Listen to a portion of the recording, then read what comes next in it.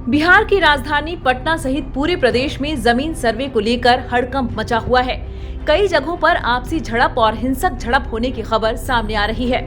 कई लोगों के पास जमीन के कागजात नहीं हैं, किसी के पास खतियान नहीं है, कितनों के पास जमीन से जुड़े बुजुर्गों वाले कागजात नहीं हैं, किसी के कागज बाढ़ में बर्बाद हो गए हैं, कईयों के पास जमीन से जुड़ा चिरकुट तक नहीं है। ऐसे में लोग परेशान हैं। ऊपर से बदलैन और दान की जमीन को लेकर एक नया आदेश जारी हुआ है। इस आदेश के अनुसार भूमि सर्वेक्षण के लिए आवश्यक दस्तावेज स्वघोषणा प्रपत्र 2 रैयत और रैयत के वंशज की ओर से धारित भूमि को भरकर अपने अंचल शिविर में तुरंत जमा करना है। दूसरी ओर बदलैन, क्रय और दान की भूमि है तो कागजात की छाया प्रति जमा कर सकते हैं। इसके लिए आप संबंधित कागजात को फोटो स्टेट कराकर शिविर में जमा कर सकते हैं।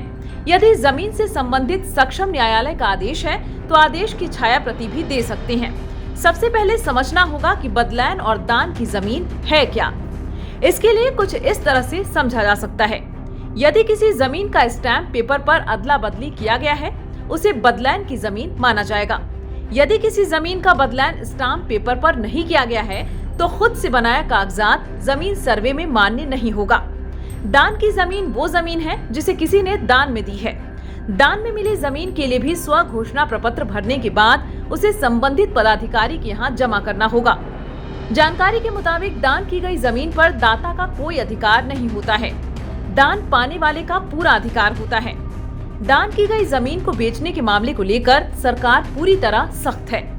बिहार सरकार के नियमानुसार विरासत में मिली संपत्ति को दान देने का अधिकार बताया जाता है। सवाल ये उठता है कि उसके कानूनी वारिस और उत्तराधिकारी से इसकी इजाजत लेनी जरूरी होती है। इतना ही नहीं, दान में ली गई जमीन दोबारा वापस ली जा सकती है, इसका भी नियम है। संपत्ति दान करने का अधिकार सभी को मिला हुआ है। कोई भी व्यक्ति कानून के दायरे में रहकर अपनी संपत्ति को दान कर सकता है। नियमों का पालन जरूरी है। दूसरी बात यह है कि कोई भी व्यक्ति सिर्फ बिना विवाद वाली जमीन को ही दान कर सकता है। जिस जमीन पर विवाद हो और किसी और का कब्जा हो, उसे आप दान नहीं कर सकती हैं। इसके साथ ही नियम ये भी है कि जिस संपत्ति में मालिकाना हक जिसके नाम से हो, वही व्यक्ति उसे दान कर सकता है।